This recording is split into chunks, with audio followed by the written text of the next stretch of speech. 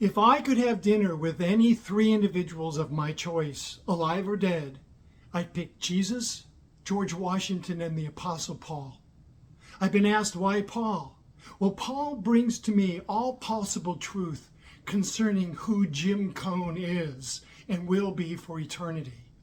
Paul referred of himself as being of the stock of Israel, the tribe of Benjamin, a Hebrew of Hebrews, as touching the law, a human voice communicating God's intent, a Pharisee. A Pharisee is a guy way, way, way up in the Jewish leadership of Paul's day. And of the 27 books of this wonderful New Testament, the Bible which we read, Paul wrote an astonishing 14 of those books. And Luke writes of Paul's words in Acts 22, 3 through 4. I am a Jew, trained in the law of our ancestors. I was as zealous for God as any other of you are today. I persecuted the followers of his way to their death, arresting both men and women and throwing them into prison. In other words, the man Paul was brutal. And Saul, who became Paul, saw Christianity as trying to co-opt his Hebrew religion.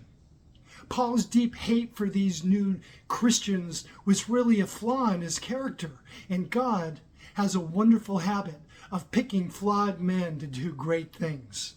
And one day, as Paul neared Damascus, looking for Christians to imprison, Acts 9, 3 through 7 tells us, he neared Damascus on his journey. Suddenly, a light from heaven flashed around him, and he fell to the ground and heard a voice say to him, Saul, Saul, why do you persecute me? Who are you, Lord? Saul asked.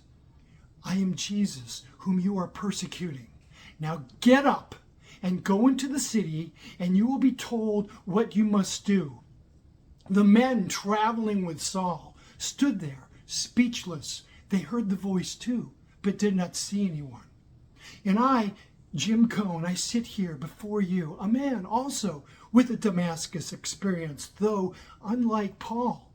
I was an agnostic Jew with no regard for God or Christianity, until one day my life came crashing down upon me.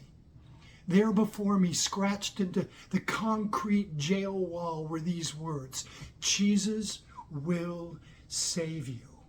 Listen for his voice. From my own complete desperation, I listened for that voice, and like Paul, I've heard it too.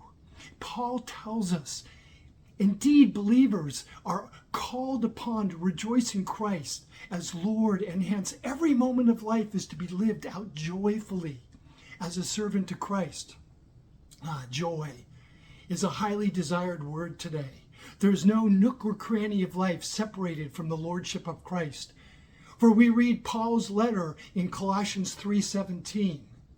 And whatever you do, whether in word or deed, do it all in the name of the Lord Jesus, giving thanks to God the Father through him. This statement is remarkably astonishing. There is no corner of life, no word or action that should be carried out apart from Christ. And your joy will come as everything being done in his name.